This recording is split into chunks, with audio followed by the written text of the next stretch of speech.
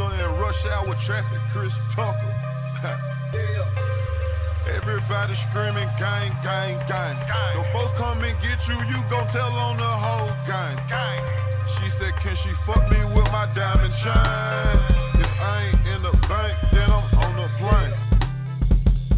Yo, what is up, everybody? At Pass the Rock, it's your boy Ceez doing a solo CTE ball episode. As you can tell, I don't have Patrick or Bethke with me today. Unfortunately, this week is not a great week for me to be able to team up with the fellas to give you guys a full CTE ball experience with all three of us. So here I am, going to give you a solo episode to the best of my abilities. So with that said, let's just get right into the thick of things. All right, so as of today, it is December 10th of recording. Monday Night Football was just yesterday. And I got some thoughts. All right, I got some thoughts on the Simpsons broadcast, to be very, very specific. So let's get into all of this. We are now starting the first quarter of the show. And we're going to lead things off, like I said, with the Simpsons broadcast. So a couple things, my opinions of this. As you can tell by the opening intro, this is probably going to be very heavy on the Simpsons. Yeah, dog. That was just I don't know who that was for. Like, that entire broadcast, like, you know, I'm sure there's a very large crossover between Simpsons fans and NFL fans. But to watch that whole thing in the Simpsons broadcast was kind of a trip. No, this isn't the first time ESPN has done that.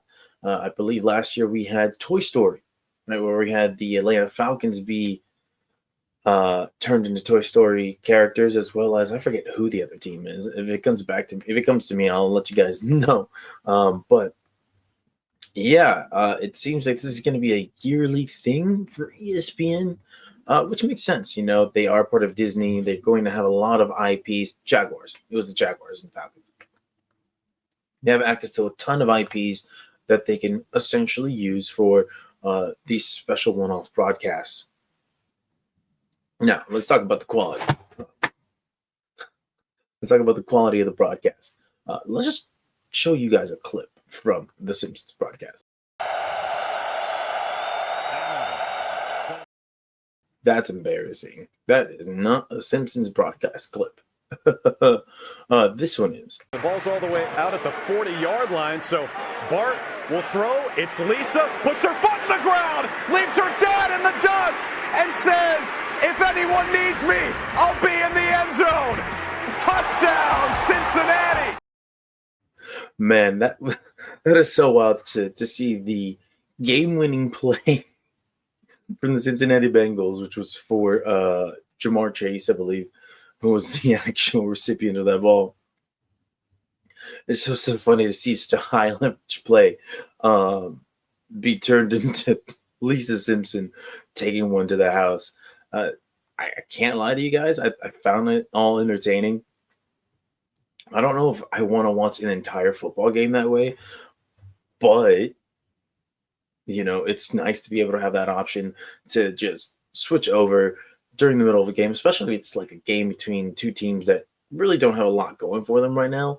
You know, the Bengals playoff hopes are still technically alive. I just don't see how they make it through. They've really dug themselves into a big hole. And then the Cowboys, injuries have really depleted them. And even before the injuries, it just did not look like they were going to have a very promising season with a pretty thin receiving core, a lackluster run game. The offensive line hasn't been as great as it could be, although Rico Dowdle did go off for a pretty good game this week. So that was a nice change of pace for, I'm sure, fans of run the ball. Now, back to this clip. It's just wild that the technology that we have today allows for us to have a game being, you know, live, and you're able to capture all of this. The Simpsons just makes it a little funny. Now, here's one of my favorite clips from last night's Simpsons broadcast. Burrow motions to him. Sort of a, I guess, tight end build makes sense. There it is. Nelson makes the catch, and he's out to midfield. Nelson Muntz. Oh man, I'm so glad that they threw in Nelson's ha ha ha laugh. That was icing on the cake for me on that one. Now, all that said, I still come back to the question of like, who is this for? I have enjoyed the game. Don't get me wrong here. But this is a big but. Is it necessary? Is it something that should be done often? I don't know. But, fun is fun, and we want more fun from the NFL. So, though these types of broadcasts may not necessarily be for me, at least to watch it in its entirety, I think just being able to consume these in, digestible clips is great. And it's one of my biggest critiques, I guess, of this entire of this entire broadcast is just having the commentators have no choice but to kind of just acknowledge what's happening, as if they are actually watching The Simpsons, so that's what makes it just so chef's kiss, absolute chef's kiss. Having to hear Mina Kimes pretend that she's actually watching Lisa Simpson take one to the house, or seeing Bart get tackled by Homer. It's just so, like, I'm a big wrestling fan, y'all. You may not know this. Big shocker. So there is an inherent need for a suspension of disbelief to consume that sort of media. And to just really buy in. And you kind of need one for this as well. So I can kind of see where, for some people who aren't used to that, aren't used to having to suspend their disbelief while consuming media, especially media that's live. Like, this is happening live. This is happening in the moment, where they could be like kind of a fall off or a disconnect. But as far as I'm concerned, I'm going to give this broadcast, we'll say, like a good solid 7 out of 10. Not that anybody was going to come, not that I had any plans of rating it, but it was entertaining. It had its highlight moments. You could tell there was plenty of thought put into this. I'm not sure if it hit all of the, all of the beats that it needed to hit for those diehard Simpson fans to want to tune in and see this version of the NFL. But for somebody who just grew up on The Simpsons like myself, I've watched it at its heyday, its peak, and I'm a big fan of the NFL, obviously. I think this was all right. This is a nice alternative. I'm interested to see what the NFL and ESPN do next year. What IP they tap into in the giant vault that is Disney, and hopefully we can keep getting these types of things every year, maybe every other year, and see the broadcast have fun with it, see all the personalities involved have fun with it, and yeah, I mean, that's all I really got on the Simpsons broadcast. I know that Becky and Patrick can have their own thoughts to share with you on the topic, so I'm gonna leave that for them. In the meantime, though, I think I have one more actual clip I wanted to share. For that sneaky athleticism. Stays out there for a crucial 4th and 3. Burrow's pass incomplete. Blown up by Mo Sizlak. Mo Sizlak, baby, laying the hammer down on that play right there. See, that's part of those things that I did enjoy watching. Those clips where you see the Simpsons characters just involved in these. There's another clip out there, and I'm sure you've seen it by now, or you might see it later, where it is Homer taking down Bart. And then, of course, we had the all Bart, the all Homer moment on the broadcast. Again, kudos I still wonder who this is for, but you know what? Keep coming. Keep it coming. Keep it coming. Less questions, more vibes. That's all that matters. All right. Now we're still here in the first quarter. And another thing. So, I would usually have news and notes for you on the full array of when we have the full array of hosts on this part of the Pass the Rock show. We're not going to do so much news and notes here. This is more like opinion based right now, more talks, more me just talking to you guys as if you were just, talking football with your buddies. Now, here is what we're talking about right now, and it is our AFC, NFC playoff contenders. Just kind of giving you guys my thoughts on where I think everything is lining up, who I think is going to basically be the teams that need to be beaten for your team to get to the Super Bowl. That is, if your team is still in the playoff hunt. Now we're going to start off with the AFC. It's looking like right now the Kansas City Chiefs are just going to run away with the AFC. Now, they are doing it in the ugliest form possible. I mean, every game is just a tight game, despite the fact that their strength of schedule is not very good in terms of like their opponent's win percentage. It doesn't really seem to matter, right? Because they're 12-1. And when I say it doesn't matter, I mean, they play each and every single team like it doesn't matter because they are in each and every single game. They're in a dogfight. It is a stressful viewing experience, I'm assuming, for Chiefs fans. For the rest of us, we don't care because, listen, you're on your way to a three-peat if this keeps holding up, and we just don't want to see that.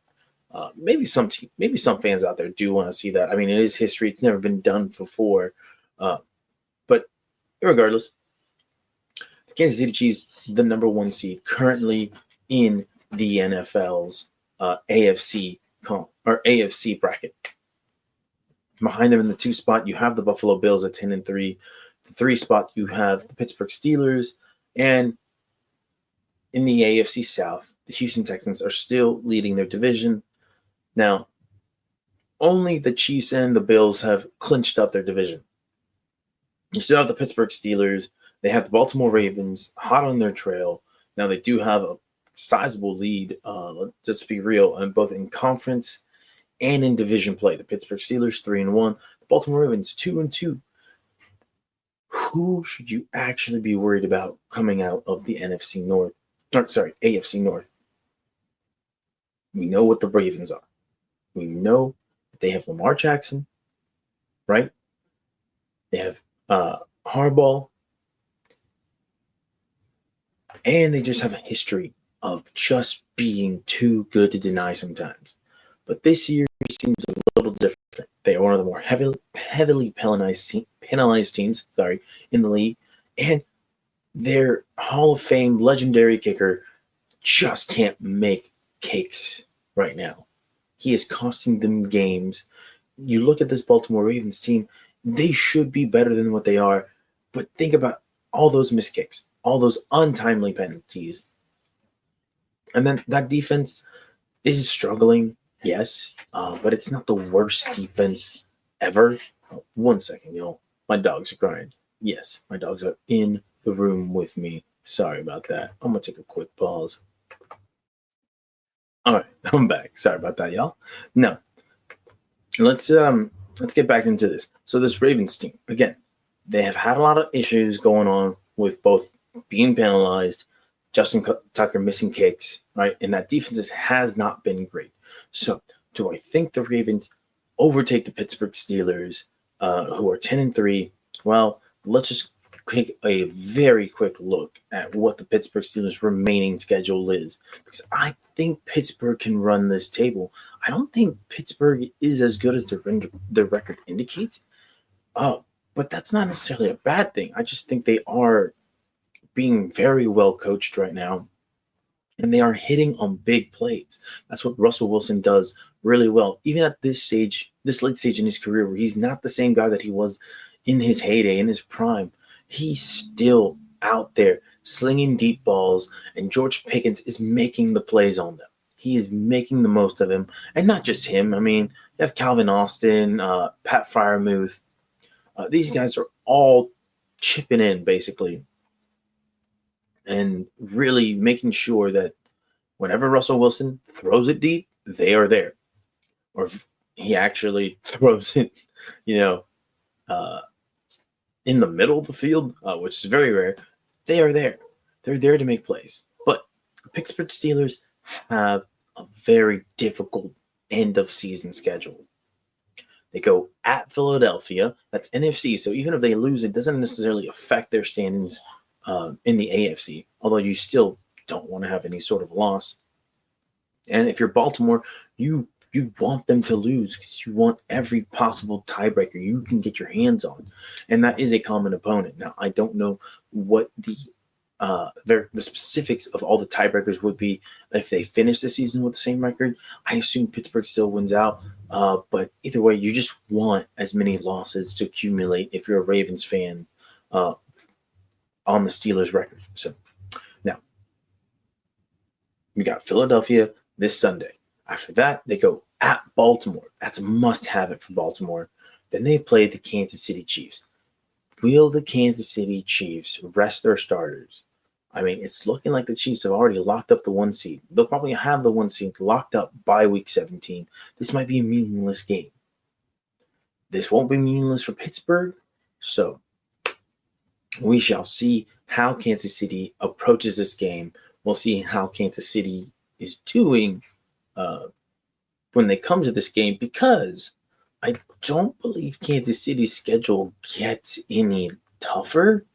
I mean, they've pretty much gone through all their toughest opponents. Yeah, I mean, they go at Cleveland. Then they have the Texans. That might be their most difficult matchup while things still matter, right? And because then, of course, Pittsburgh, Kansas City, and then they end the season against the Denver Broncos. The Broncos might be playing for a wild card spot at that point.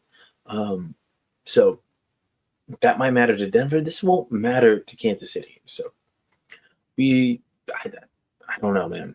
I don't know about Kansas City, like what their mindset will be here at the late stages of the season.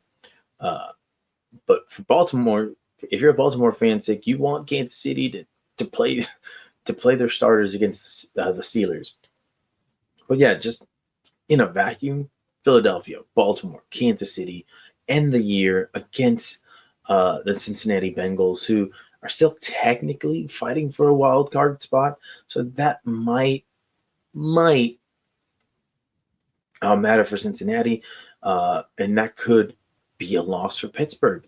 We don't know because Bengals defense is really bad. And if Pittsburgh is resting their starters, I mean, they're still going to have they'll probably roll out Justin Fields. And I think Justin Fields with Mike Tomlin, that defense, and even if they are resting a few starters, I still think that they could put up points against the Bengals defense because that Bengals defense isn't necessarily that good. So we'll see about that. Now we got the Los Angeles Chargers in the 6th seed. Yeah, I think the Chargers are going to stay in the wild card. I just don't see a world where they don't make it.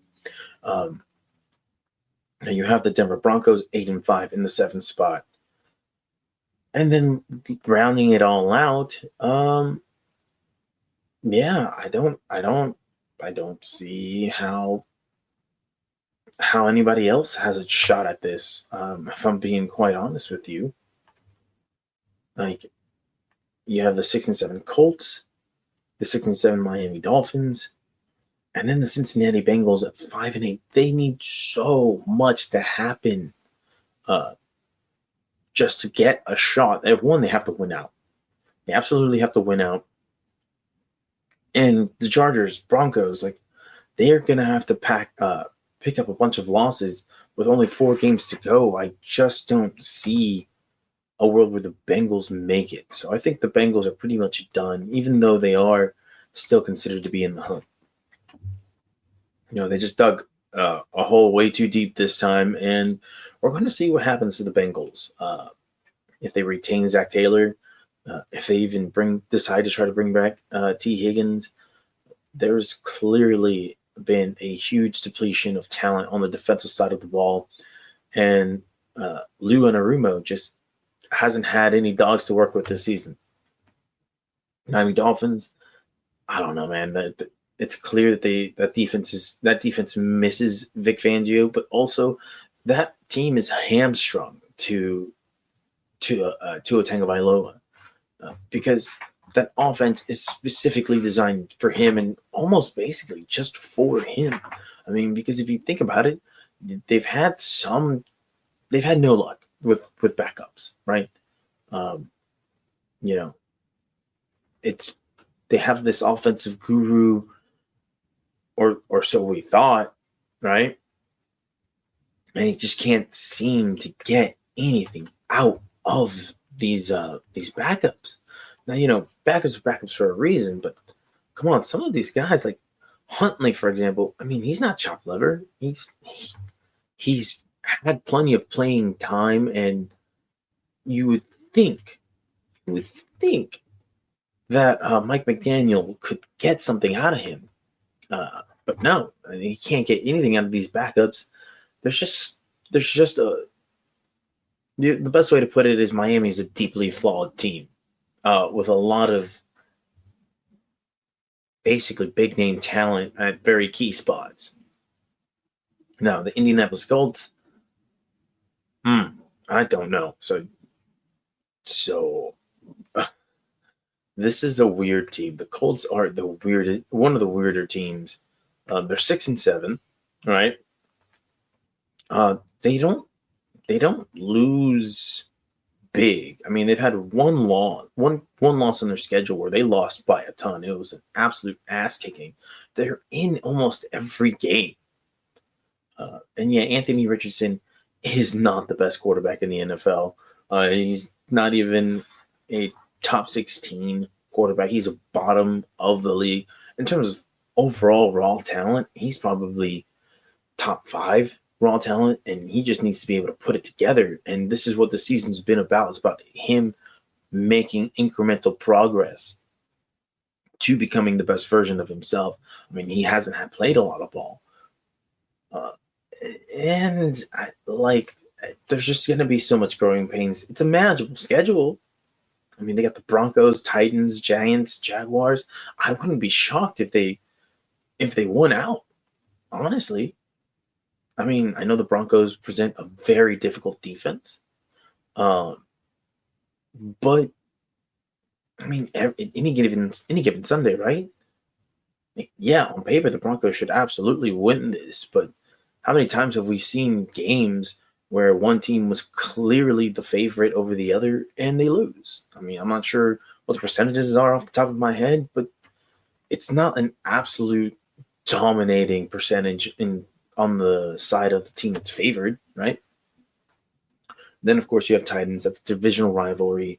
The Giants are cooked. They got nothing to play for. And it's just a bad team, top to bottom. I mean, they've got some talent here and there, like Dexter Lawrence, Malik Neighbors, and I'm sure there are other players on there. I mean, in theory, Brian Burns is really, really talented, and he showed up before in Carolina, not so much here with the Giants. Kayvon Thibodeau, he's, a highly touted former first-round guy.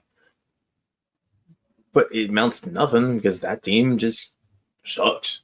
And then you have the Jags, right? Also a team that has nothing to play for. So I could see a world where Indy like clinches their way into the playoffs. But I'm not sure if they do it. Like I can also see a world where they lose out, and they lose because it is. They just play tight teams, right? They're just in tight spots, top to bottom. So as of right now, though, the Colts and the Dolphins and the Bengals are on the outside looking in. We'll see what happens. All right.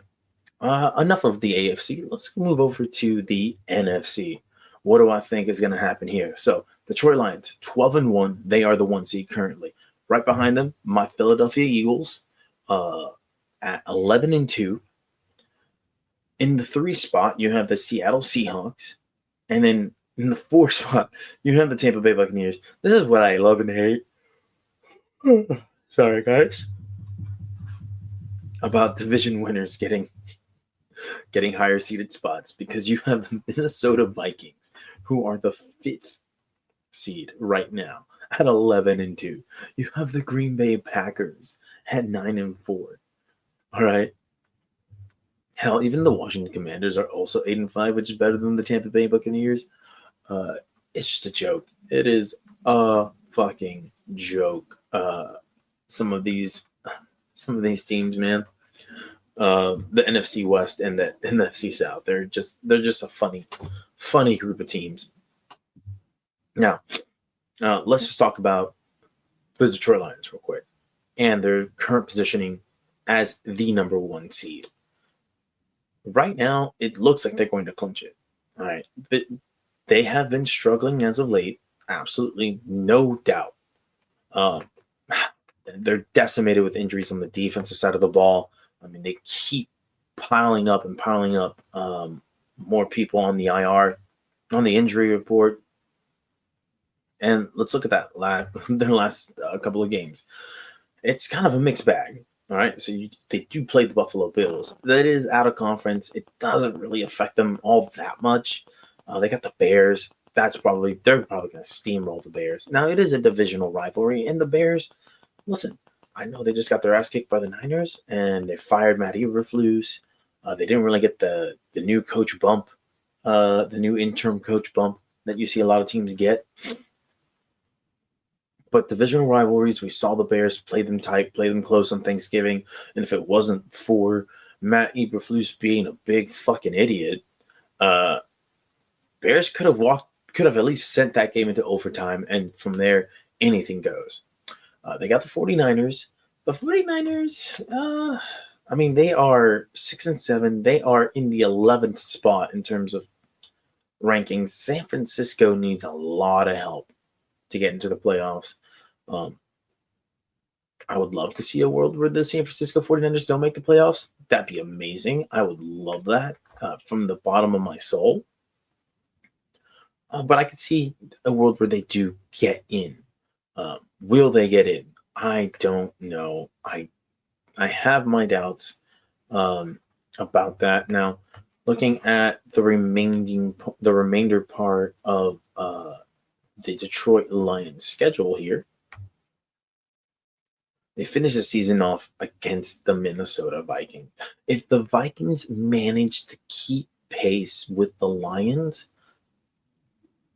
this could be for the division, right? Especially if the Lions stumble somewhere along the way. There is a world where the Minnesota Vikings overtake the Lions for the 1 seed. Because here's the thing. The Vikings' strength of schedule, conference record would essentially allow them to overtake the Philadelphia Eagles. Should both teams finish with the same record, but Minnesota wins the North. The North just has a stronger strength of schedule. And I know some people are like, strength of schedule, this is in college. What does this have to do with anything? It's one of the tiebreakers when it comes to conference seeding. And right now, unfortunately, the Philadelphia Eagles are in the NFC least. So thanks, Dallas. Thanks, New York, for just fucking sucking this year. It's not really helping. Not that you care to help. And I wouldn't want you to either. That's just kind of gross. Division solidarity. Anyway. Yeah, so the Minnesota Vikings have a lot to play for. Seattle, Tampa Bay, like, do you guys really want to hear about those teams? Right now, listen, I'm rooting for the Seattle Seahawks to win the NFC West. Big fan of Geno's comeback story. He's been playing lights out. I know a lot of people don't think of him as a top-of-the-league guy because of his time in the New York Jets and all this, but he has been a top-of-the-league quarterback since coming back into a starting position in the NFL. Now, I know that his touchdown-interception ratio is bad, but this is a guy who is super confident in his arm. He's super confident in the guys around him, and he's also a very aggressive thrower, right? And sometimes it's better to have an aggressive passer than somebody who's not.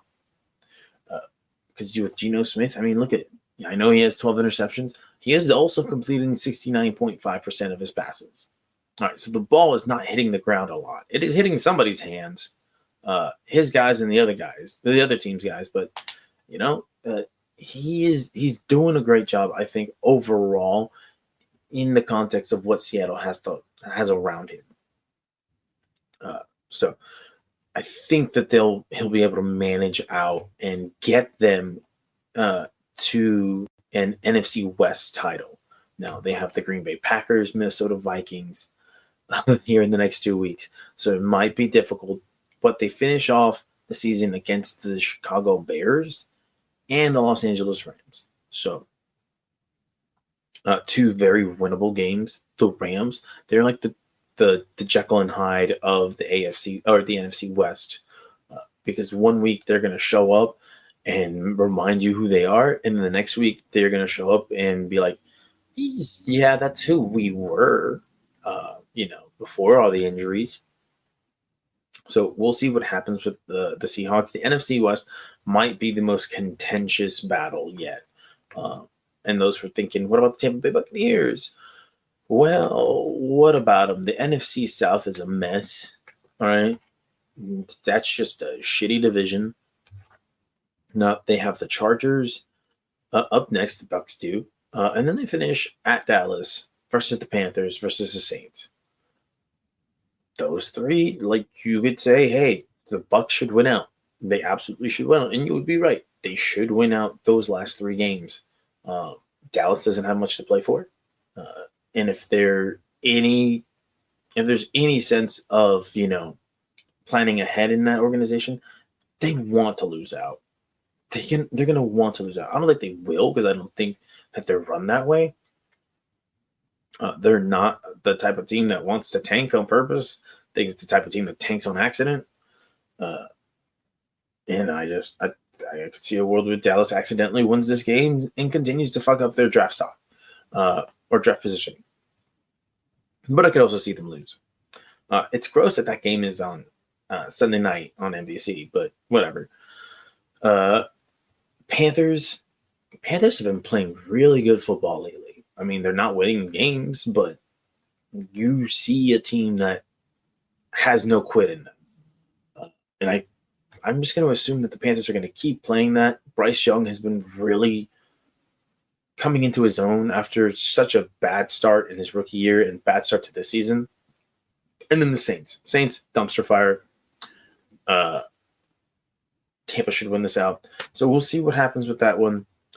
I'm just going to go ahead and predict that the Tampa Bay Buccaneers win their division. I just don't trust the Atlanta Falcons. I picked the Falcons to win this division. But little did I know that Kirk Cousins would fall off a cliff so fucking hard in these last 4 weeks. 8 interceptions, 0 touchdowns, and 4 straight losses. Or is it? Yeah, it's 4 straight losses for the Atlanta Falcons. They got the Raiders, the Giants, 2 very winnable games. Then they have the Commanders. Who knows how that's going to play out for them? I would take the Commanders in that case. And then they finish the season against the Panthers. So I could see them picking up 2. They could go 3-1 and they would finish 9-8. But I don't think they would have any of the tiebreakers against the Bucs.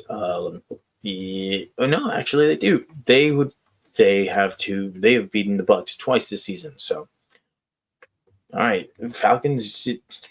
I don't know. Kirk Cousins has been playing like shit.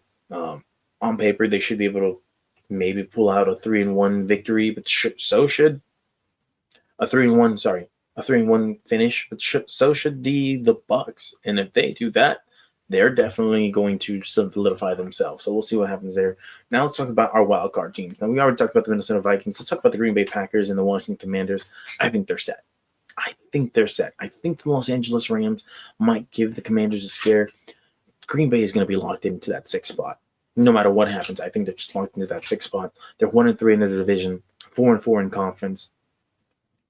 I've been hearing a lot of talk about the Green Bay Packers being a team that could give a scare to the Philadelphia Eagles, the Detroit Lions. And yes, they do have the talent to do that. And They have great coaching. So they are an absolute threat, especially at the 6th spot. I could see a world where they make a run to the Super Bowl. I can also see a run where they're a world where they're one and done. They're just that defense. I don't trust that defense. I don't trust that defense to make key stops when it matters most. Like they had 2 gotta have it opportunities against the Detroit Lions. They got 1. They couldn't get the other. It was 4th and inches, so that's really difficult to stop. But when Jared Goff falls down trying to get a handoff and nobody can shoot through the line,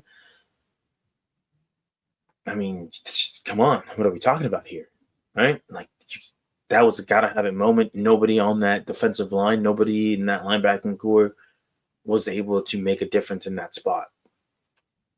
And that might be a little harsh because, like, hey, that's football. I mean, that's a great offensive line by the Detroit Lions. Yeah. But man, like that defense just was not good. I know they kind of kept the Packers in it in some instances, but I don't know, man. I see that until they can get that side of the ball fixed, I just think that's going to hold them back from getting further along. Because they're going to have to win shootouts. And, I mean, they can. I mean, fucking Jordan Love is really good, and he's really good at not taking sacks. He's one of the least sacked quarterbacks in the NFL based on percentage. Like, that he hasn't played a full season, but he's just really good at not going down. No, he's not been very accurate this season, and he's been a little turnover prone in the interception department. 11 games, 11 interceptions, also just 11 sacks. Think about this, 1 second game. That's not terrible. And then, Josh Jacobs has been really good. That's just been a really well-balanced team. Xavier McKinney, I know I was just, ragging on the defense, but he's been a difference maker in the secondary for them, especially with those 7 interceptions.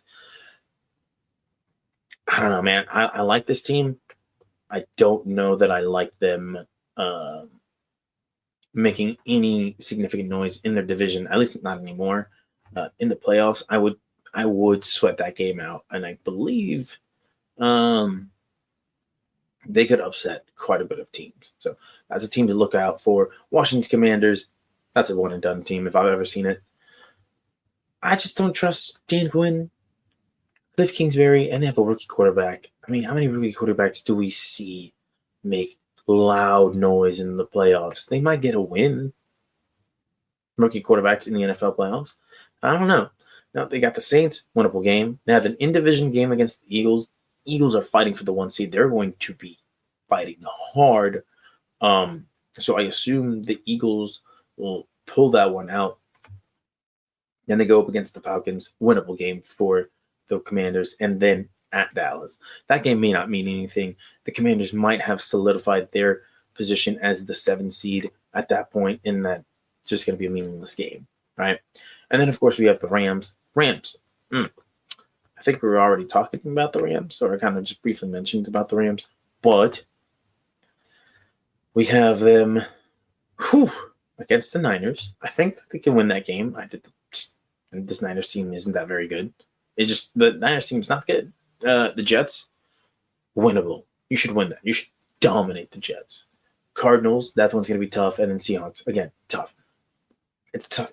It's a tough road. It's a road where I can see them losing 3 of the next 4 or winning 3 of the next 4. I don't think they run the gauntlet and win 4 in a row. But I think their schedule might lend itself to be more favorable than Seattle's. Seattle has a tough road. If both teams break even at 2-2, then Seattle wins the division, and the Rams are probably going to be out, depending what happens with Washington, right? So yeah, that said, now to give you guys who I think are the real Super Bowl contenders from each side of the bracket. Chiefs, without a doubt. Bills, without a doubt. Ravens, without a doubt. I think those are the 3 teams in the AFC that can win a Super Bowl as currently constructed, even despite their major flaws that each team has. the reason I don't think the Pittsburgh Steelers can win a Super Bowl, and I know this is going to just sound like this may sound disingenuous, or this just may sound like I'm talking on my ass here. I don't know. There's just something missing with that team. I know they're 10-3. They've been playing really well all season long, especially since Russ has taken over. I don't know if they have enough difference makers on offense. George Pickens has been a revelation this season, especially especially being paired with Russell Wilson. I don't see it. I just don't see it. I don't think they have enough weapons on the outside to make a difference in a playoff setting. Now, defense is still really good. I don't know, can Russ keep this level of play up? And I know he's been playing pretty well, all things considering. I mean, 64% completion percentage, 12 touchdowns, 3 interceptions. But man, I don't know what it is I'm looking for from the Steelers. On paper, you see a really good defense. Their rushing attack has not been all that great with Najee Harris, just averaging about 3.9 yards per carry. You want to see something a little bit more. Jaylen Warren has been pretty decent in the secondary role. Their best runner on the roster has been Justin Fields, though, ironically enough, or maybe not ironic, depending on your feelings about him. But yeah, I just think a team that's their best player on offense being George Pickens, and then you just have a bunch of other guys that I don't think are difference makers. Pat Freiermuth, Calvin Austin, Van Jefferson, Darnell Washington, Cordell Patterson, Scotty Miller, and all these other guys that you're just who, or I know him. And yeah, it's like a team filled with a bunch of 2 and 3, receiver 2, receiver 3, just filling the roster. And I just don't think that's enough. But, they have Mike Tomlin, and who's been a great coach. I think Pittsburgh ends their winless streak in the playoffs, but I don't know if they make it all the way through. So I think the AFC only has 3 true Super Bowl contenders as of right now. In the NFC, I think we have significantly more. I think the NFC has been the dominant conference. I know that the West and the South don't make it seem that way, but the Lions 12-1, Eagles 11-2. Their passing game has been a nightmare. If anything keeps the Eagles from winning a Super Bowl this season, it is the fact that they have absolutely no cohesion in the passing game. They have 2 top 10 talent wide receivers in A.J. Brown, Devontae Smith. A.J. Brown, absolutely a top 3 receiver in my opinion right now. Numbers may not bear it, but I mean, that could be a product of Kellen Moore's passing design, although I don't think it's Kellen Moore. I don't think it's Kellen Moore who is the reason why in this 9-game win streak that they have had 2 sub 200 passing yard days. And why some of these passing concepts that they run are so basic and so just maddening. The Eagles defense is one of the best, if not the best in the NFL right now. They have the best running attack with Saquon Barkley. And you'd think if you could just have an average passing attack, which you should have an above average passing attack when you have Smith and Brown. But I don't know, man. I'm thinking Jalen Hurts, Nick Sirianni, those 2 just might be holding this team back. I don't think it's Kellen Moore. Kellen Moore has orchestrated top 5 passing attacks in Dallas, right? Not an Eagles fans. I'm an Eagles fan, but I want to, shit on Dak Prescott every chance they get. And hey, sure, go for it.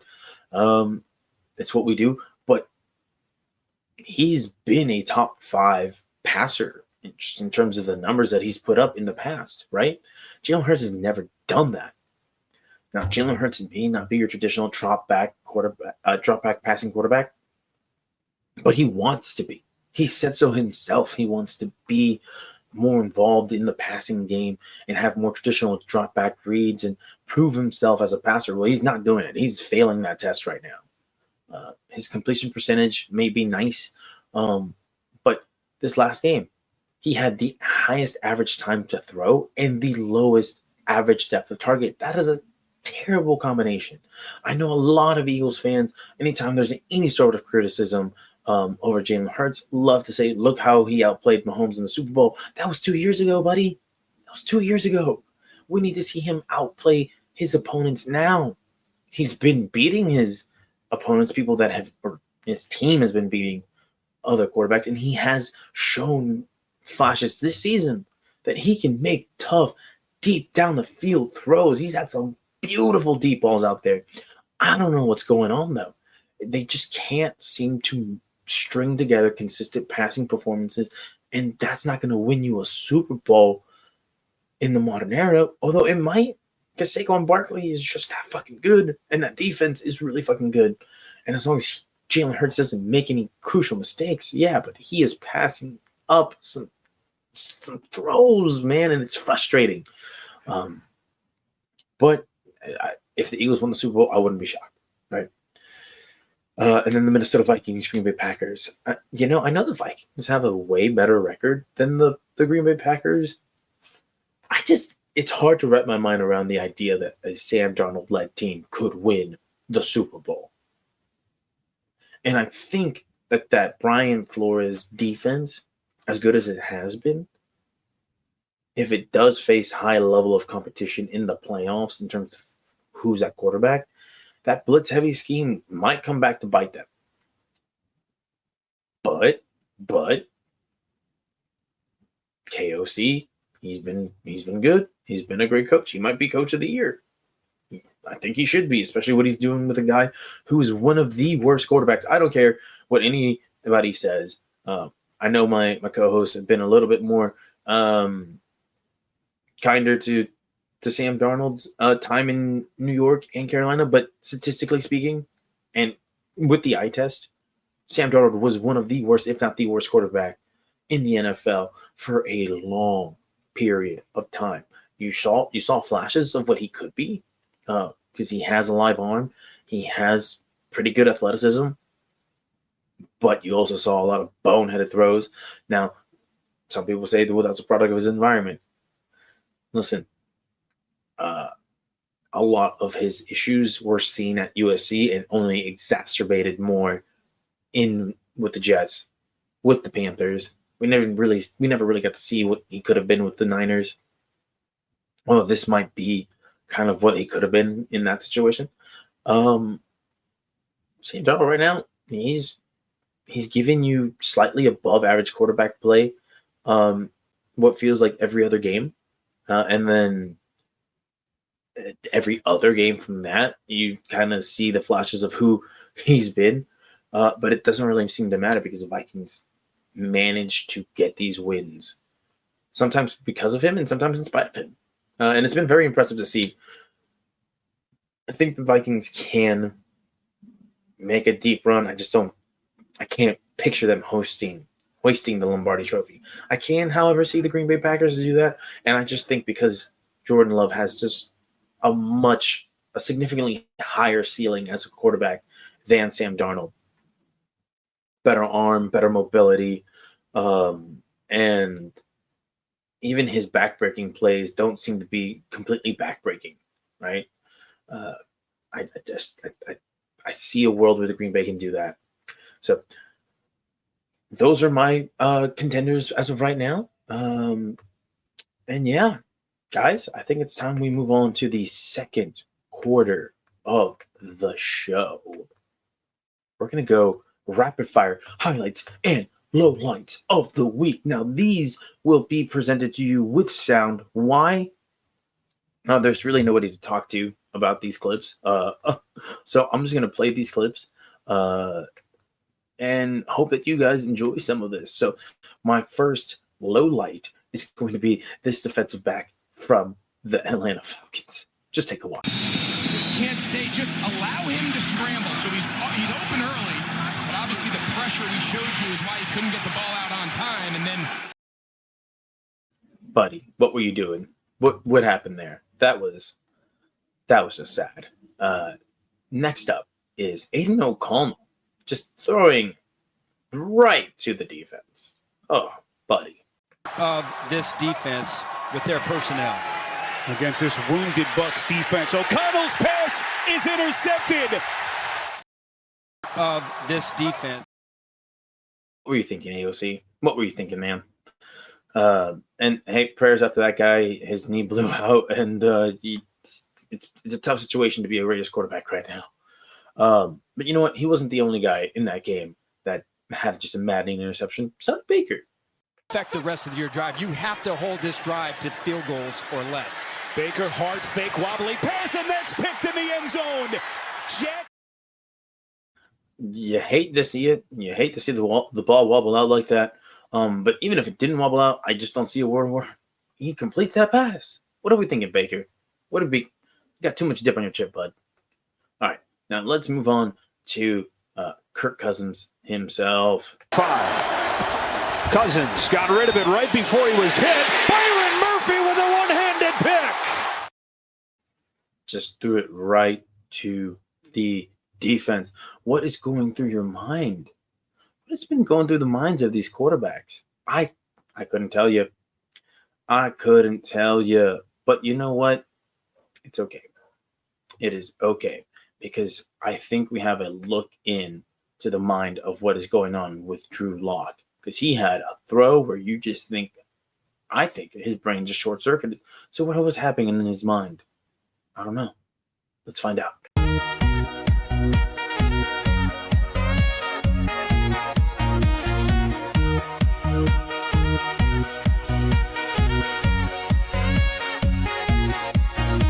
Right? You're going to feel like you are Drew Lock. Look at that.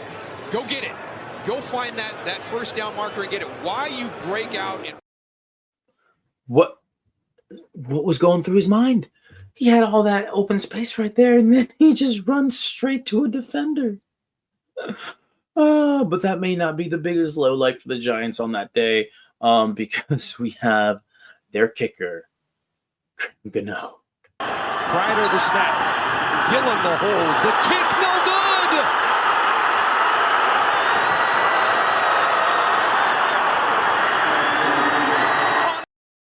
Oh, buddy. You could have had a game-tying kick, and it looked like it was blocked. Actually, we're going to play that one more.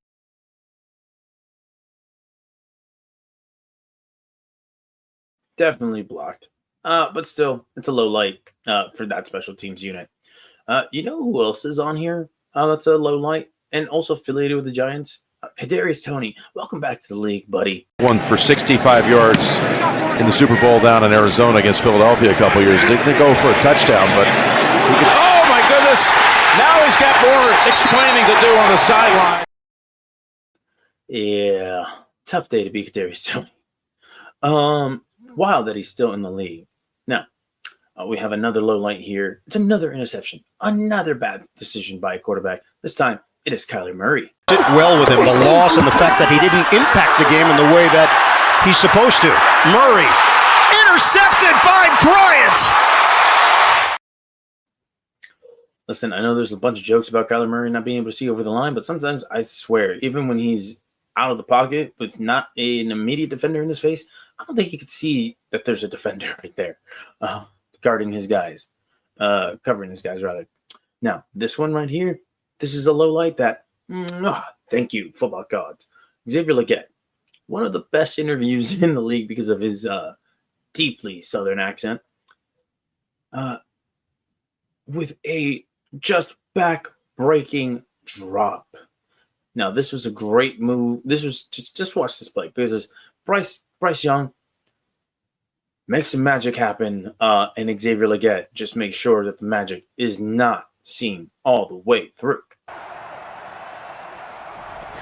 Another blitz from Philadelphia. Young leaves it for Legette, who lunges out and tumbles down. It's ruled incomplete by the near side official, and it is an incomplete pass.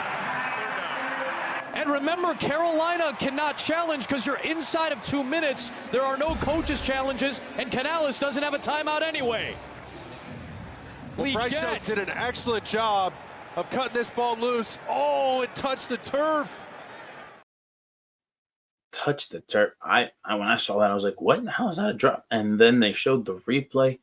Oh, thank you, Xavier Legette, for just not finishing the process of the catch right there.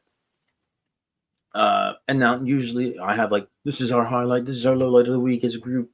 Unfortunately, none of that. I'm gonna just let you, the audience, decide of those plays which one was your low light. So now we're gonna move on to the highlights. We're gonna do a little rapid fire here. Bryce Young making something out of nothing. Jeez, this guy was having a hell of a game. Defense.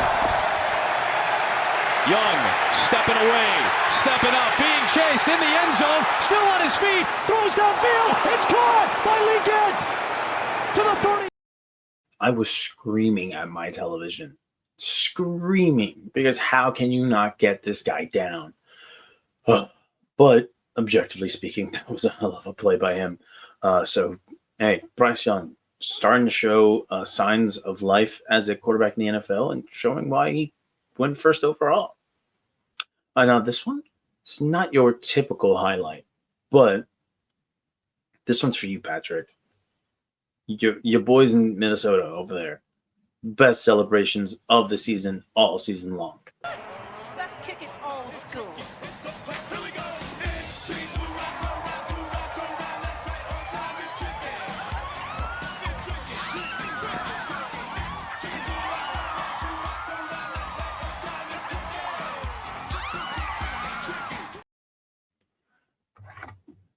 Chef's kiss. No notes. No notes. Could have landed the flip better, but no notes. Not that I can make that. Not that I could do that flip. So, yeah, no notes. That was perfect. Love it. Love it. More of it, please. Here's a highlight from Josh Allen threading the fucking needle. Allen going deep, far sideline. Oh, it is caught by Amari Cooper. I mean, listen, that hell of a throw. You can probably count on your hand the number of quarterbacks that could complete that pass. One, think about making that pass, and two, complete that pass.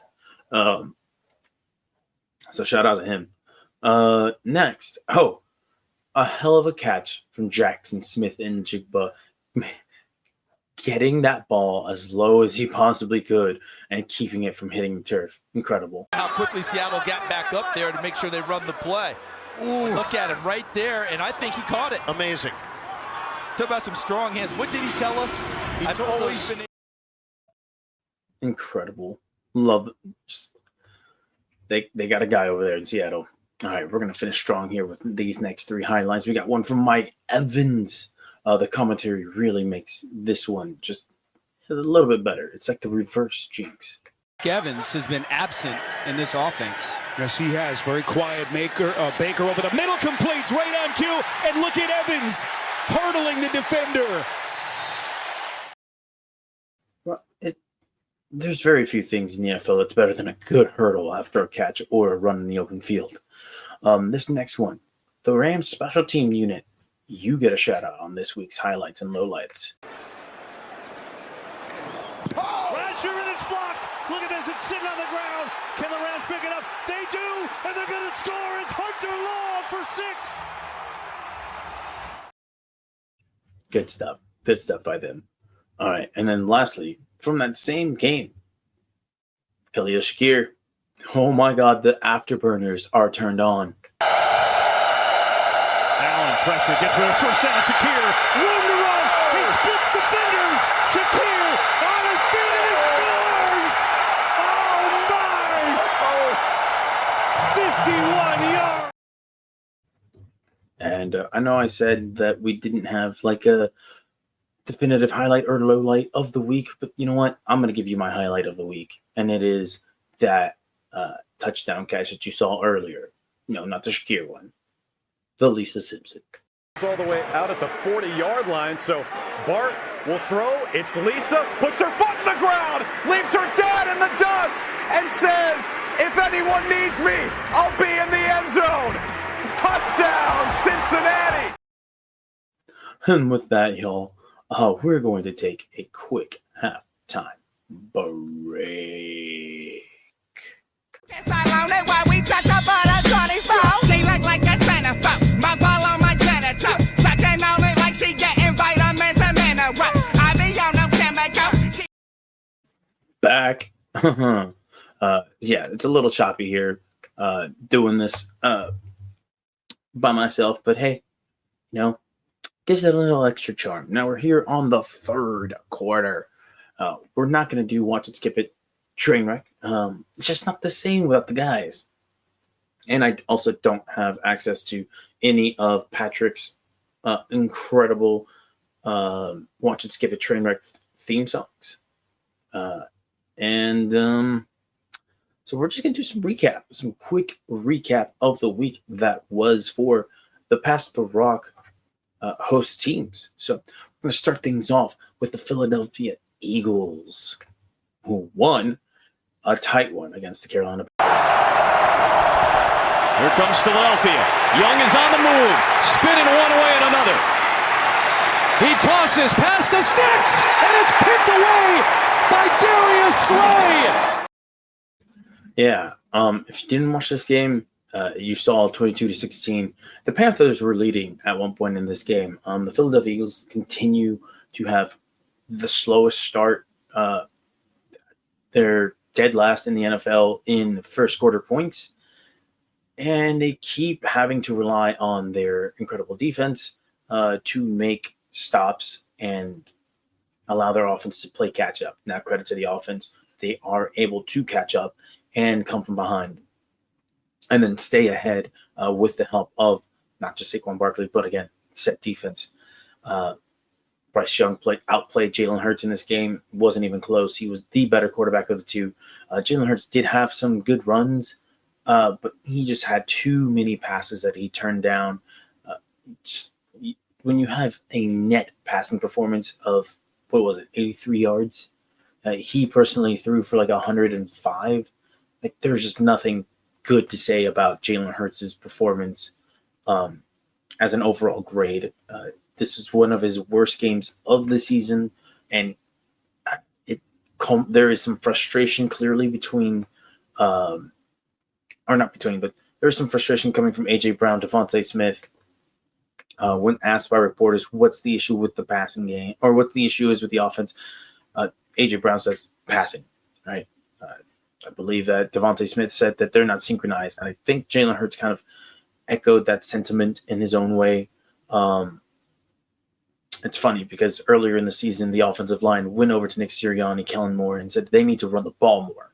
Because, of course, offensive linemen would rather push defenders around than having to get back into a stance and try to keep them away from the QB. There's too much talent on this team to be so heavily skewed in terms of their balance.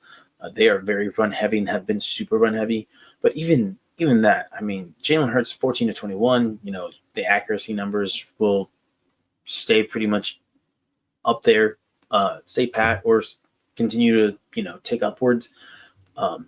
You could say he's being efficient, but again, 21 pass attempts and you're only at 180 yards. They were just not attacking the field or deep down the field. You got your receiving core is too good. This Carolina Panthers team, I know that they've been, feisty as of late, but they are not good enough for you to not bully. And we'll see what it looks like the rest of the way going forward. I think this Eagles team is going to want to get Saquon Barkley, the Eric Dickerson's, NFL season record, single season record. So they might continue to be a run heavy team, but we got to see more explosion from this passing attack. I don't know if it's Nick Sirianni. I don't know if it's Jalen Hurts. I don't think it's Kellen Moore. I think if anything, Kellen Moore is just kind of stuck with both of those guys and having to acquiesce his play calls to their preferred play designs, and I think that's bad. We might find out in the offseason just what is the issue with this passing game, because I'm sure there's going to be a very, very big spotlight on the passing attack if this Eagles team season doesn't end in at least an NFC championship run. And even then, as long as that championship run, if it does end, it ends in a blaze of glory and not some kind of whimper. But if it ends in anything other than that, other than a Super Bowl or some kind of blaze of glory, they're going to have a lot of questions about this passing game that just seems to continuously regress since 2022. All right. And yeah, as far as the rest of the game goes, a lot of good signs from Bryce Young, like I said. This Panthers team next season might, if they can capitalize on this, might be something to look at as a sneaky contender in their division. Not in the conference yet. I think there's still a lot of growing pains to get through, but this Panthers team is no easy out right now. Now, let's move on to the next game where we had the Minnesota Vikings kick the shit out of the Atlanta Falcons. Jones on third down, finds some room, finds the end zone, touchdown Vikings, putting the finishing touches on this one. Yeah, I mean, the Minnesota Vikings beat the Atlanta Falcons 42-21. At one point, it was all tied up, 21-21, and then the Minnesota Vikings with a 21-point fourth quarter explosion. Sam Darnold put 5 touchdowns on the Atlanta Falcons' heads, 22 of 28 for 347 yards. Probably I think that is the best game of his career. Hell of a story for Sam Darnold. Hell of a story about Kevin O'Connell and what he's able to get out of this guy. I mean, sure, he still has to make some of these plays, and Sam Darnold made some plays where you're like, you can't coach these plays. So it's a testament to him. But it's also a testament to, the roster building that they've done in Minnesota with Aaron Jones in the running game, Jordan Addison, Justin Jefferson, DJ Hawkinson in the pass game. Like, Sam Darnold has weapons to work with for the first time in his career, and he's making the most of it. Came out with a QBR of 84.2, 157.9 passer rating. He did take 4 sacks, but that's to be expected of him. He does like to hold on to the ball. On the flip side, Kirk Cousins, he's cooked, man. He is cooked. 23 of 37, 344 yards. You're like, yo, that great numbers. 2 interceptions, right? And back-breaking interceptions. No touchdowns.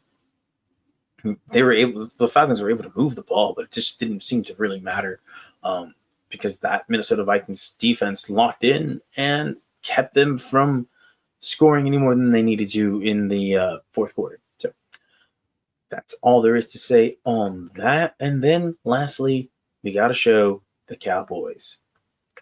Pull up, pick up that bag. A minute 10 left. Burrow, sideline, Chase, spin. There he goes. Jamar Chase. Not catching him. Touchdown, Bengals. Oh, sorry. Again, choppy there. Forgive me, audience. Forgive me. But yeah, last night, the Cincinnati Bengals win a tight one against the Dallas Cowboys. No Simpsons clip on that one. We'll talk about this in all seriousness. This is a tough game for the Cowboys, who have lost DeMarion Overshown in this game to a knee injury. It's sad, man. That is such a special talent athletically for the Dallas Cowboys. He's been making plays for them whenever he's been allowed to be on the field by Mike Zimmer. I know that is one of Bethke's favorite guys on the team. And it's not looking great. We'll see what happens with him going forward, just whenever he's able to get back to playing. As far as this game is concerned, it was a tight game. But, it's kind of to be expected. The Bengals aren't very good right now. And this Cowboys team hasn't seemed to quit yet, so that's a good sign. Cooper Rush didn't have the greatest of days, 16 of 31. Did have two touchdowns, did have an interception, though, and 3 sacks. Pulled a QBR of 18.8. Not good. And then his passer rating of 77.8, very pedestrian. Rico Dowdle, though, that he was the story in this game for the Cowboys. 18 carries, 131 yards rushing. His longest of the day was 27. So even if you take that 27-yard run away from him, he still has over 100 yards on the day. Just a good day to be Rico Dowdle yesterday, just from a personal standpoint. CeeDee Lamb showed up, does what CeeDee Lamb does, 6 catches, 93 yards, touchdown. It was really hard for me to really give you guys a big breakdown or a recap of this game because I was watching mostly the Simpsons broadcast. It was really hard to just see who was doing what and how they were going all about it. But this Cowboys team, if they're continue to struggle in Jerry World after being one of the best teams at home for the last couple of years, this year they're one of the worst, if not the worst, with a 1-6 home record. They managed to put points up in every single quarter, which is a good sign, I guess. But they just made some blunders like that.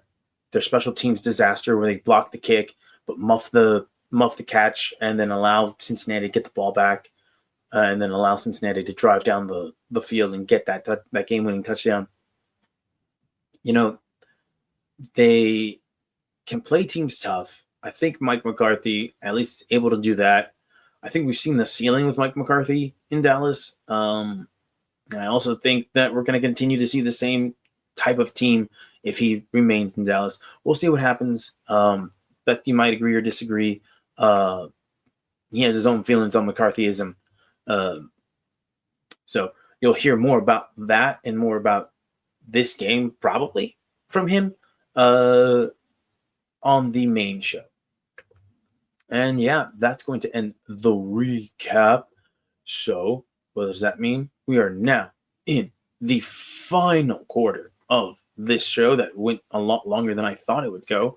And so we're just going to do some previewing. All right, we're going to preview the week that is coming up right here on this NFL schedule. I'm not going to go through every single game. I'm just going to go through the games that Bethke, Patrick, and myself all root for. So starting things off, you're going to have the Minnesota Vikings. I think. Oh, sorry, I got the wrong. Look at the wrong schedule, y'all. I was looking at week 14. What the fuck? No, we are going to start off in week 15. Now, I believe the first game on the slate is going to be the Dallas Cowboys at the Carolina Panthers. I've already talked about the Panthers, talked about the Cowboys. What's going to happen in this game? Again, on paper, Dallas Cowboys should be able to get this one from the Carolina Panthers. They're on the road. They've actually been a very good road team. The majority of their wins coming on the road.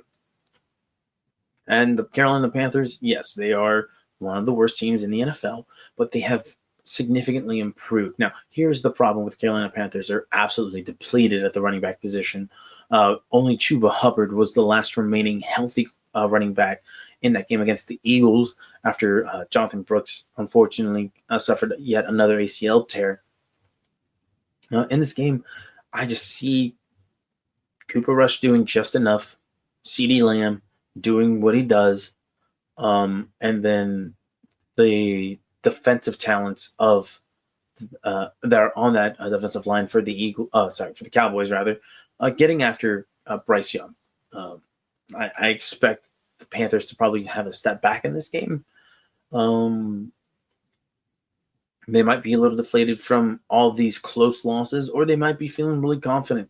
But I just don't think they have enough horses in this to win this game. I wouldn't be surprised, and neither should you, though, if they win. However, if you're a betting man, pick the Dallas Cowboys on this one. Okay, on this occasion right here. Up next is the Pittsburgh Steelers at the Philadelphia Eagles. This should be a very interesting matchup. So you have the strength of the Pittsburgh Steelers, which on offense, which is their deep field, their deep passing game. What have the Eagles been really good at this season? Coverage. They've been so good in coverage. Quinyon Mitchell, Cooper DeJean, their safeties, C.J. Gardner-Johnson, and you have Darius Slay on the outside. And then why am I forgetting about Chalk Doc's name? For those of you who don't know who Chalk Doc is, it is a loving nickname that they presented to Reed Blankenship. There we go. Sorry, Reed. I keep forgetting your name for some reason, and I shouldn't. You lead the team in interceptions. Now, I don't know if he'll be available for this game. But in this game in particular, you have the secondary of the Eagles going up against that passing attack from the Pittsburgh Steelers. On that side, I would favor the Philadelphia Eagles in a vacuum. However, it just seems to me that this Eagles 9-game win streak is losing a little bit of steam to some extent. Or it feels that way coming off the Panthers game. This is a tough game. Here's the thing. This is what it really comes down to. The Pittsburgh Steelers have never beaten the Philadelphia Eagles in Philadelphia. The Philadelphia Eagles have never beaten Russell Wilson. That's all you need to know. Something's got to give, right? One of those two things will happen. The Pittsburgh Steelers either get their first victory in Philadelphia in the regular season, or the Eagles finally beat Russell Wilson. It's just crazy to me that they've never beat him, but it makes sense. It does make sense now that I kind of think back to those Seattle Seahawks teams that he was on. And yeah, sorry about that yet again, y'all. Had to take a quick phone call. Back to where I was though. Yeah, in this game, I think the Philadelphia Eagles are going to struggle if they do win. I know the last time they played the Pittsburgh Steelers, A.J. Brown had a fantastic game. He put 3 touchdowns on those Steelers defenders' heads. I don't know if they do that again. I don't know if this is the game. This is not a get-right game for the passing attack, not against this Steelers defense. I think if they do win this game, the Eagles do, it's going to be another, brawl of sorts. They're going to win with their defense and with Saquon Barkley. Saquon Barkley still on pace to break Eric Dickerson's record. So I don't know. That Pittsburgh Steelers defense is tough. This might be his worst game of the season, yards-wise. But that offensive line of the Eagles just wears you down. Wears you down and wears you down. He is what? On pace for 2,122 yards. So, if he can keep this up, I like it. But besides that, I just don't know that this game ends in an Eagles win. It's a home game. This is an Eagles team that is desperate to try to get the 1 seed, especially since they had such an early bye in the season. So even though that this one doesn't matter in the standings, it does, or in terms of conference standings, it does matter to the overall picture of their season while they're trying to play catch up with the Detroit Lions. So that said, I think the Philadelphia Eagles eke one out against the Pittsburgh Steelers. Don't be shocked though if the wheels come falling off in this game for the Eagles either. And lastly, we're going to have the Dallas. No, sorry. We already did Dallas. We are going to have the Minnesota Vikings. That was a bad horn job. Sorry, Patrick. You can boo me if you want. But yeah, you have the Minnesota Vikings on Monday Night Football. Again, a Monday night doubleheader. Why do you insist, ESPN, ABC, NFL, on doing this? It just, like, you're giving us just shitty matchups too. Falcons, Raiders, like you thought that was going to be a worthwhile matchup. And then Chicago, Minnesota. Listen, Chicago got their shit kicked in by the 49ers. You got the Minnesota Vikings coming off a big win again, or I want to say a big win, a win, a very like cement your place as we are an ass-kicking team type of a win against the Falcons. Bears are on the road against Minnesota. All you need to know is that Minnesota's got this in the bag. All right, you could bet the house. Don't bet your house on this. Yeah, Chicago continues to struggle. They're just, even with Thomas Brown seemingly knowing how, like in his first few attempts being the OC, seems to be getting the most out of, or seemed to be getting a lot out of Caleb Williams. There's just this team's a mess, right? That offensive line is one of the worst in the league. Caleb Williams, despite his struggles, has a pretty good touchdown to interception ratio of 16-5. His completion percentage is pretty low. His sack rate is high as hell. But again, he has one of the worst offensive lines in football. And it doesn't help that he himself likes to hold on to the ball because he's, kind of used to doing that hero ball thing that he did in college. Listen, at the end of the day, I just don't see a world where the Chicago Bears win this because they outright outplay Minnesota. But don't be surprised if this game is a lot closer than whatever the spreads are from Vegas.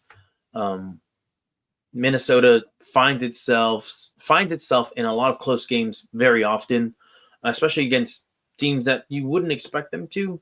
And Patrick can attest to that. At the end of the day, Minnesota runs away with this at the very end, I want to say.